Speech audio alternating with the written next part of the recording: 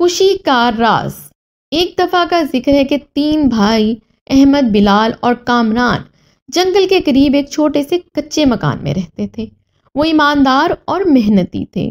ہر دن وہ جنگل میں لکڑیاں کاٹنے جاتے تھے اور پھر انہیں بازار میں بیچتے تھے، جس سے انہیں مناسب آمدنی ہو جاتی تھی۔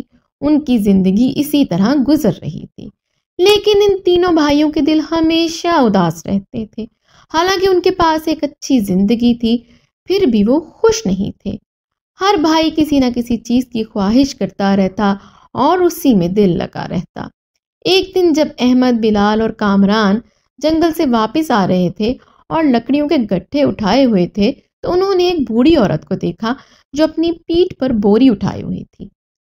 چونکہ وہ نیک اور رحم دل تھے تو انہوں نے فوراً اس عورت کے پاس جا کر پوچھا کہ وہ بوری اٹھانے میں اس کی مدد کریں۔ بوڑھی عورت نے مسکرا کر شکریہ ادا کیا اور بتایا کہ اس بوری میں سیب ہیں جو اس نے جنگل سے اکٹھے کیے تھے۔ احمد، بلال اور کامران نے باری باری بوری اٹھائی اور آخر کار جب وہ عورت کے گھر پہنچے تو وہ بہت تھک چکے تھے۔ یہ بوڑھی عورت کوئی عام انسان نہیں تھی، بلکہ اس کے پاس جادوئی طاقتیں تھیں۔ وہ بھائیوں کے نیک دل اور بے غرض رویے سے خوش ہوئی اور ان سے پوچھا کہ وہ انہیں کس چیز سے خوش کر سکتی ہے۔ ہم خوش نہیں ہیں اور یہی ہمارا سب سے بڑا مسئلہ ہے، احمد نے جواب دیا۔ بوڑھی عورت نے پوچھا کہ انہیں کس چیز سے خوشی ملے گی۔ ہر بھائی نے اپنے دل کی خواہش بیان کی۔ ایک شاندار حویلی جس میں بہت سے خادم ہوں، یہ مجھے خوش کر دے گی۔ اس سے زیادہ مجھے اور کچھ نہیں چاہیے، احمد نے کہا۔ ایک بڑا کھیت جس میں وافر فصل ہو مجھے خوش کر دے گا، پھر میں مالدار ہوں گا اور مجھے فکر نہیں رہے گی، بلال نے کہا۔ ایک خوبصورت بیوی جس کا چہرہ میرے دل کو روشن کرے اور میرے غم بھلا دے، یہ مجھے خوشی دے گی، کامران نے کہا۔ ٹھیک ہے، بوڑھی عورت نے کہا، اگر یہ چیزیں تمہیں خوشی دیں گی تو یہ تمہارا حق ہے، کیونکہ تم نے میری مدد کی ہے۔ جاؤ اور ہر ایک کو وہی ملے گا جو اس نے مانگا ہے۔ بھائی حیران تھے کیونکہ انہیں بوڑھی عورت کی طاقتوں کا علم نہیں تھا۔ بہرحال وہ وہاں سے روانہ ہوئے اور اپنے گھر واپس آئے، لیکن جیسے ہی وہ پہنچے انہوں نے دیکھا کہ ان کے کچے مکان کے پاس ایک بہت بڑی حویلی کھڑی ہے، جس کے باہر ایک دربان اور دوسرے خادمین موجود ہیں۔ انہوں نے احمد کا استقبال کیا اور اندر لے گئے۔ کچھ فاصلے پر زردی مائل کھیت نظر آیا اور ایک آدمی آ کر بلال سے کہنے لگا کہ یہ اس کا کھیت ہے۔ بلال کا منہ حیرت سے کھل گیا۔ عین اسی وقت ایک خوبصورت لڑکی نے کامران کے پاس آ کر کہا کہ وہ اس کی بیوی ہے۔ تینوں بھائی اپنی نئی زندگی کے اس موڑ پر بے حد خوش تھے اور اپنی قسمت کو سراہتے ہوئے نئے طرز زندگی کو اپنا لیا۔ دن گزرنے لگے اور 1 سال کا عرصہ ہو گیا، لیکن اب احمد، بلال اور کامران کی حالت مختلف تھی۔ احمد حویلی کا مالک ہونے سے اکتا گیا تھا۔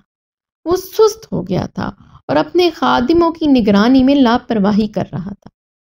بلال، جس نے اپنے کھیت کے پاس ایک مناسب مکان بنایا تھا، کھیت کو ہل چلانے اور بیج بونے سے بیزار ہو گیا تھا۔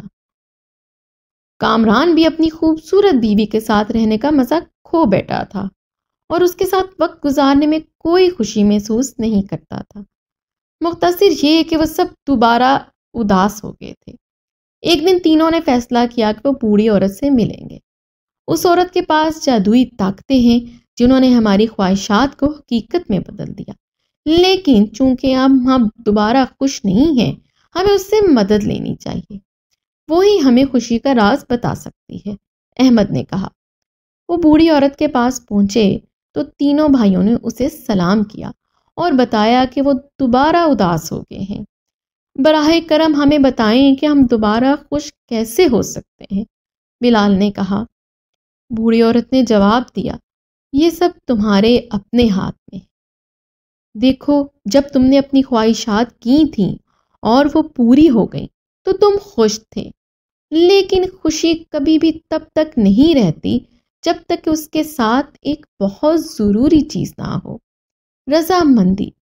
پہلے تم خوش تو تھے مگر مطمئن نہیں تھے، اس لیے بوریت اور مایوسی نے تمہیں گھیر لیا اور تم دوبارہ اداس ہو گئے۔ اگر تم رضامندی سیکھ لو تو تمہیں حقیقی خوشی کا لطف مل سکتا ہے۔ احمد، بلال اور کامران نے اپنی غلطی کو سمجھا اور واپس گھر چلے گئے۔ انہوں نے دیکھا کہ وہ کتنے خوش قسمت ہیں کہ ان کے پاس وہ چیزیں ہیں جن کے لیے وہ کبھی ترستے تھے۔ احمد نے حویلی کا مالک ہونے پر شکر ادا کیا اور اس کا خیال رکھنا شروع کر دیا۔ بلال نے اپنے کھیت کو محنت سے جوتنے کا عزم کیا تاکہ وقت پر اچھی فصل حاصل ہو سکے۔ کامران نے بھی اپنی خوبصورت بیوی کی گھر کے کاموں اور اس کی محبت کو سراہنا سیکھا۔ انہیں یاد تھا کہ خوشی اور رضامندی ساتھ ساتھ چلتے ہیں۔ اس کے بعد انہوں نے کبھی بھی اپنی برکتوں کو نظر انداز نہیں کیا اور ہمیشہ خوشی کے ساتھ زندگی گزاری۔ مزید ایسی دلچسپ اور مزیدار کہانیاں سننے کے لیے ابھی ہمارے چینل کو سبسکرائب کیجیے۔ تب تک کے لیے اللہ حافظ۔